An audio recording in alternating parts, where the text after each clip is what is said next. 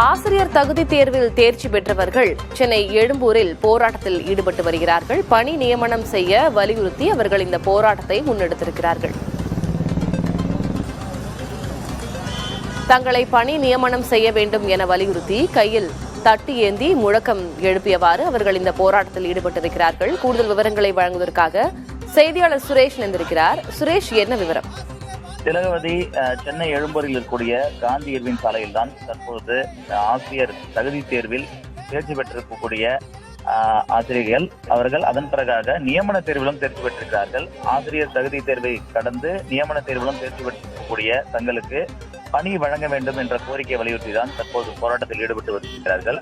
தமிழ்நாட்டை பொறுத்தவரையில் 2011ஆம் ஆண்டுக்கு பிறகாக ஆசிரியர் தகுதி தேர்வில் தேர்ச்சி பெற்ற ஆசிரியர்களுக்கு மட்டுமே பணி வழங்க வேண்டும் என்ற ஒரு அறிவிப்பு என்பது இருக்கிறது. இந்த சூழலில் தான் 2011க்கு பிறகு டெட் தேர்வு எனக்கூடிய ஆசிரியர் தகுதி தேர்வில் தேர்ச்சி பெற்றவர்களுக்கு நியமன தேர்வு என்பது கடந்த ஆண்டு நடத்தப்பட்டது. இந்த நியமன தேர்வில் 20,000க்கும் மேற்பட்ட ஆசிரியர்கள் தேர்ச்சி பெற்றிருக்கிறார்கள்.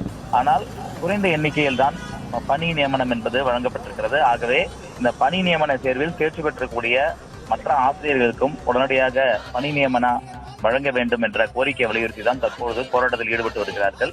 திலகவதி, சுரேஷ், இந்த நியமன தேர்வுல வென்றவர்கள் எத்தனை பேர், பணியிடங்கள் எவ்வளவு இருக்கின்றன, அனைத்திலும் நிரப்பப்படும் என்ற வாக்குறுதியை அரசு அளித்திருந்ததா? அது குறித்த விவரம் என்ன?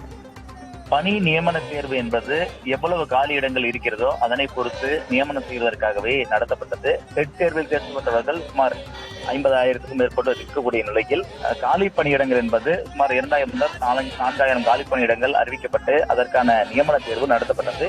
தேவையான அந்த நியமனங்கள் செய்யப்பட்ட நிலையில் மீதம் இருக்கக்கூடிய தேர்வர்கள் தற்பொழுது தங்களுக்கு வேலை வழங்க வேண்டும் என்ற கோரிக்கையை வலியுறுத்துகிறார்கள். சுமார் 20,000க்கும் மேற்பட்டோர் இந்த நியமன தேர்வில் தேர்ச்சி பெற்றிருக்கிறார்கள். ஆகவே எங்களுக்கு பணி வழங்க வேண்டும் என்ற கோரிக்கையை வலியுறுத்துகிறார்கள். அதே நேரத்தில் தமிழ்நாட்டில் பள்ளிகளில் தற்காலிக ஆசிரியர்கள் பணியிடங்கள் நிரப்பப்பட்டு அவர்கள் பணியாற்றி வருகிறார்கள். ஆகவே தற்காலிக ஆசிரியர்களுக்கு பதிலாக நியமன தேர்வில் தேர்ச்சி பெற்றிருக்கக்கூடிய எங்களை போன்ற இந்த தேர்ச்சி பெற்ற ஆசிரியர்களை பணி நியமனம் செய்ய வேண்டும் என்ற கோரிக்கையை தான் அவர்கள் வலியுறுத்தி வருகிறார்கள். இந்த கோரிக்கையை வலியுறுத்தி எழும்பூரில் முழக்கங்களை எழுப்பி ஆர்ப்பாட்டத்தில் போராட்டத்தில் ஈடுபட்டு வரக்கூடிய ஆசிரியர்கள் இந்த கோரிக்கையை வலியுறுத்தி பதாகையிலும் கைகளில் ஏந்தி போராட்டத்தை மேற்கொண்டு வருகிறார்கள். திலகவதி, விவரங்களுக்கு நன்றி சுரேஷ்.